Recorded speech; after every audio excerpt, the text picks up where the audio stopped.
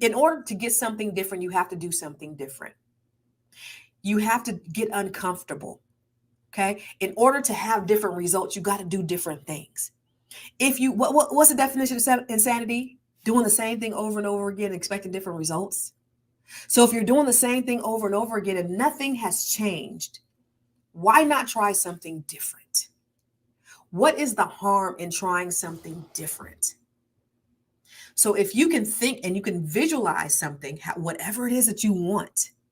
Let me tell you something. I live in Bowie, Maryland, right? And I remember when I made a decision that I was going to move out here. It was a very abrupt decision. Didn't plan it for a long time. I actually planned it in April of 2022 is when I decided that I was going to move out here. And I said, okay, I got to move out. I'm going to move. I'm going to do it. I'm going to do it.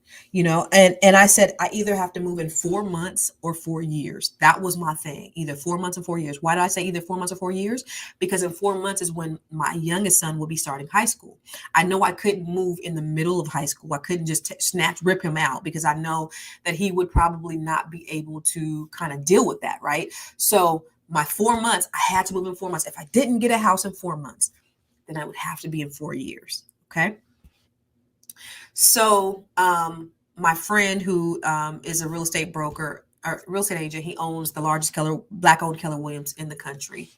And he sold me a property that I have in DC, my daughter's property. He sold that to me. And then I said, yo, I'm ready to look out here. Can you take me to a few neighborhoods? And so he was like, all right. So he took me to a few neighborhoods, right? So he took me to this neighborhood. And I was like, okay. I remember I have it in my phone. I wrote it in my notes and I wrote down the top 3 neighborhoods. He took me to about 5 or 6. I wrote down the top 3 neighborhoods that I wanted to live in. And then I was like, I really narrowed it down. Now, I didn't know this neighborhood was the premier neighborhood. This is like the wealthiest neighborhood for African Americans in the country. He didn't tell me that. He just was like, here's a neighborhood, here's a neighborhood, here's. And so I was like, oh, I like that one. That one was really nice. And so I'm looking for houses. I'm looking. This neighborhood, nothing really comes up on the market. So I'm just looking everywhere. At this point, I knew I had set the intention. This is where I really want to live, God. This is where I really, really, really want to live. But at this point, as the times kept going, I was getting kind of desperate. And so I'm just looking and I'm writing offers. Over the asking. Credit's good. Everything is great. I ain't getting nothing. I'm like, how? I'm great. I have, my is impeccable. How am I not getting my stuff accepted? But it wasn't in the neighborhood that I wanted, that I had visualized, that I had set the intention, that I said, God, this is the neighborhood I really want to live in.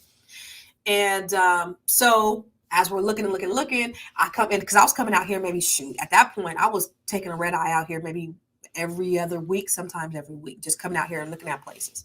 And I had a girlfriend of mine. She had a place out here and it was not in the area that I wanted.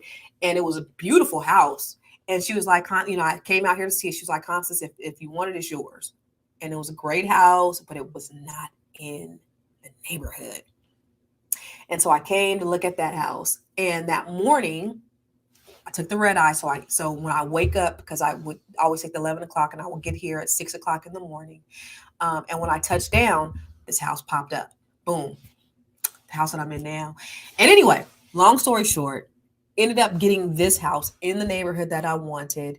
And at that point, when I tell you, my ass was so stressed out because I was writing these offers on all these properties and I was getting outbid. I was getting beat out. They weren't accepting my offer. I'm like, what? So I was willing to just do all kinds of stuff, pay over asking and all that stuff. And it wasn't meant to be because I had set intentions. I said, Lord, this is where I want to be. And all the other places I was not getting. And the moment that a house came up over here, I was in contract at 3 o'clock. Got off the plane at 6, reached out to the agent, and I was in contract at 3 o'clock. So that's the power of setting the intention, of visualizing. Because I had set that intention in my mind that this is what I wanted. This is where I want it to be. And that's what in my heart of hearts, that's what I wanted. Now, other things came up. I started getting impatient. Things weren't happening soon enough for me. I was starting to get nervous. Am I really going to be able to move? Hey, maybe I just need to take whatever I can get. Let me just try to get anything that I can. And then it happened. I set the intention. Okay. So I want you guys, as you are visualizing, think about the things that you really, really, really, really, really want in life.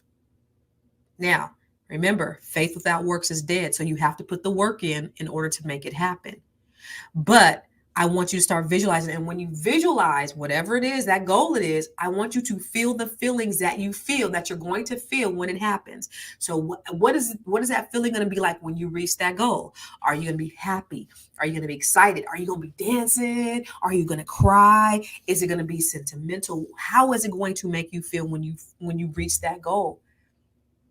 And I want you to exercise that emotion inside your meditation and in your visualization. Really works.